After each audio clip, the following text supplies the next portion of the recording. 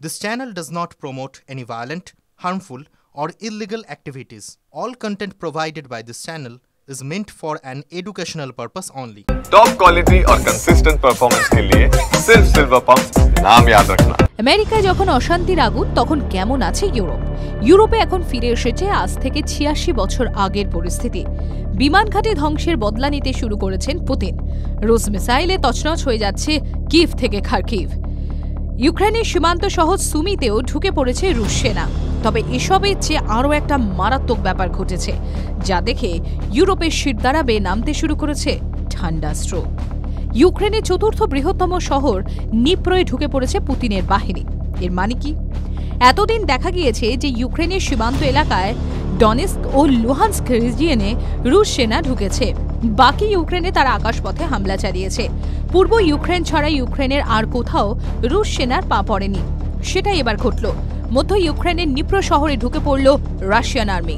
Nipro এখনও তারা দখল করতে পারেনি, কিন্তু ক্রেমলিনের রণকৌশল দেখে পশ্চিমী দুনিয়া ভাবতে শুরু করেছে যে পুতিন কি তাহলে প্ল্যান বদলালেন?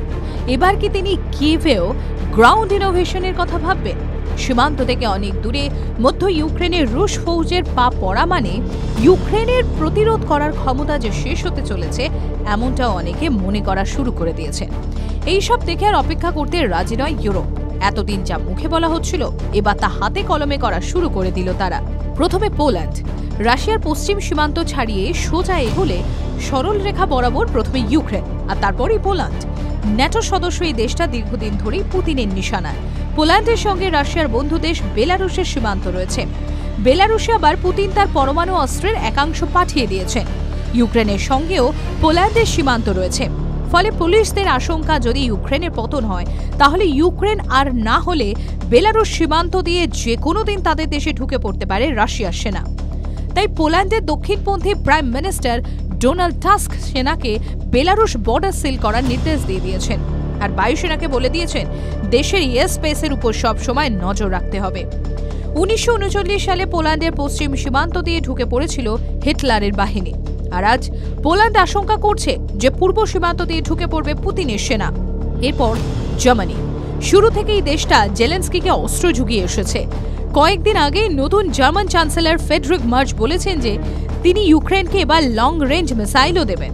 তাই বার্লিনের আশঙ্কা যে রুশ মিসাইল তাদের দেশে যে কোনো দিন এসে আছড়ে পড়তে পারে।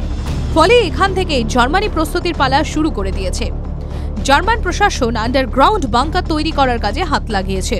Germany federal office of civil protection and disaster assistance জানিয়েছে তাদের দেশে এখন প্রায় ২০০০ বাংকার রয়েছে। ৪ লাখ মানুষকে মাটির নিচে সরিয়ে নিয়ে যাওয়ার মতো পরিকাঠামো রয়েছে। তবে এই দিয়ে হবে না, জার্মানি তাই আরও বাংকার তৈরি করছে। টানেল, মেট্রো স্টেশন, বড় বড় বহুতলের বেসমেন্টগুলোকেও বোমা নিরোধক বাংকারে পরিণত করার কাজ শুরু হয়েছে। সব মিলিয়ে ওই যে বললাম, ইউরোপে এখন দ্বিতীয় বিশ্বযুদ্ধ শুরুর আগের দিনগুলোর পরিস্থিতি, আর যার মানে আসলে তৃতীয় বিশ্বযুদ্ধের আশঙ্কা। TV9 Bangla digital.